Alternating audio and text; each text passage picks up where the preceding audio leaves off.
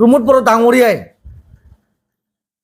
ক'ব বিচাৰিছে পাগলাদিয়া দলং আনা বুলি কৈ তেখেতে মিডিয়াত কৈ আছে বেলেগত থৈ দি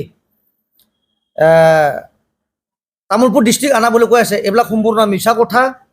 এইবিলাক হাগ্ৰামা মহিলাৰ ডাঙৰীয়াৰ দিনত ডিমাণ্ড দি থোৱা এইবিলাক প্ৰজেক্ট আজি BTCত আপোনালোকে দেখা পাইছে।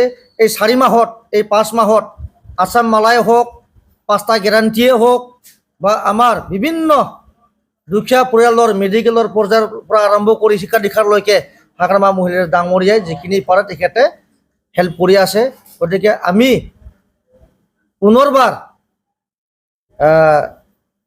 NDAৰ যি প্ৰাৰ্থী BPFৰ BJPৰ AGPৰ যি আমাৰ সংশ্লিষ্ট প্ৰাৰ্থী PCC দৈমাৰী ডাঙৰীয়াক পদুম ফুলৰ ছবিত ভোট দি যেন যুক্ত কৰে তাৰ বাবে কামনা কৰিছোঁ। গতিকে যুৱ বিভাগৰ পৰা এইখিনি আহ্বান থাকিলে আৰু সাম্প্ৰদায়িকতা যিটো কথা মই অলপত কৈ গ'লোঁ এইটো কোৱাসকল হ'ল তেখেতসকলে APPLে কৰিছে। আজি APPLে শাসনত আহিব নোৱাৰিলে 5 বছৰ শাসনত থাকিব তেখেতসকলে কি কৰিলে সৰ্বসাধাৰণ ৰাইজে দেখিছে। গতিকে এই ৰাইজে তেখেতসকলক চৰকাৰৰ পৰা ৰেষ্ট দিছে। গতিকে আমি ভাবোঁ আমি আগন্তুক আহি থকা দিনত যুৱ প্ৰজন্মৰ কাৰণে ল'ৰা ছোৱালীৰ কাৰণে বা বিভিন্ন আমাৰ ৰাইজৰ কাৰণে আমি যিখিনি আমাৰ মূল মন্তব্য আছে আমি চিফ মিনিষ্টাৰ হিমন্ত বিশ্ব ডাঙৰীয়াৰ আণ্ডাৰত আৰু হাগ্ৰামা মহিলাৰ আণ্ডাৰত আমি NDA হিচাপে আমি আমাৰ তামোলপুৰবাসী অঞ্চলক আমি সৰ্বাংগীন উন্নয়নৰ ক্ষেত্ৰত আগবাঢ়ি যাম বুলি আশা ৰাখিছোঁ আৰু আমি সৰ্বাংগীন উন্নয়ন কৰিম।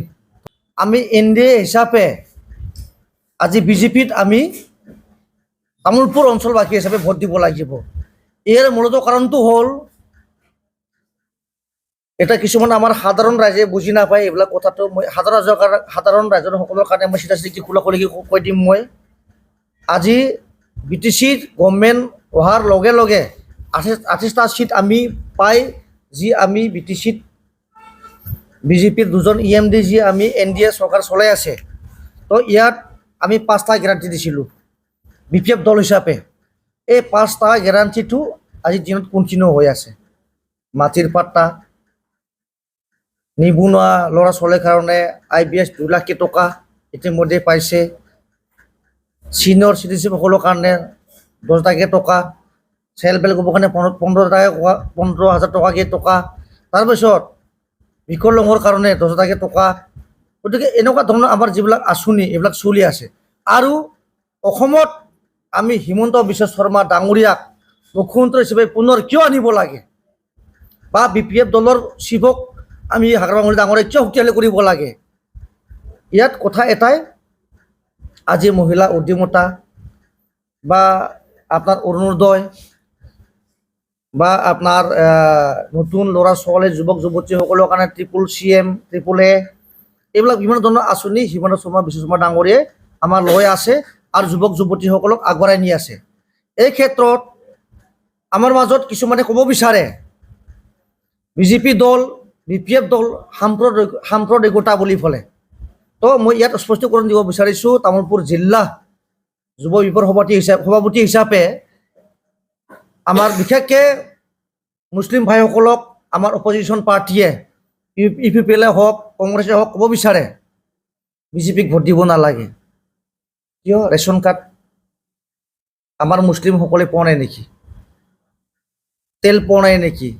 চাউল পোৱা নাই নেকি? কিন্তু BJP দলে তেনেকুৱা সাম্প্ৰদায়িকতা আমি কাম কৰা দেখা নাই। আৰু যদি তেনেকুৱা সাম্প্ৰদায়িকতা কাম কৰিলে হয় আজি ৰেচন কাৰ্ডৰ জৰিয়তে আমাৰ খ্ৰীষ্টান ভাইসকল, হিন্দু ভাইসকল, মুছলিম ভাইসকলে নাপালে হয়। কিন্তু আজি সকলোৱে ৰেচন কাৰ্ড যিটো আমাৰ পাব লাগে সকলো জনগোষ্ঠীৰ মানুহে পাই আছে। গতিকে এই ক্ষেত্ৰত মই আমাৰ তামোলপুৰ LAC হিচাপে আমাৰ বিভিন্ন সম্প্ৰদায়ৰ মানুহ আছে সকলোকে মই অনুৰোধ জনাব বিচাৰিছোঁ আপোনালোকে পদুম ফুলত ভোট দিয়া মানে হাগ্ৰামাক শক্তিশালী কৰা আৰু হাগ্ৰামাৰ নাঙলত ভোট দিয়া মানে পদুম ফুলক শক্তিশালী কৰা। গতিকে আমি এতিয়া প্ৰাইমাৰী বা বুথ লেভেলত আমি ঘূৰি আছোঁ। আমাৰ ব্লক প্ৰেচিডেণ্টে অলপ আগতে কৈ গ'ল, ছেক্ৰেটাৰী আছে, আমাৰ চেণ্ট্ৰেল ৱৰ্কিঙৰ চেণ্ট্ৰেল ৱৰ্কিং ছেক্ৰেটাৰী আছে।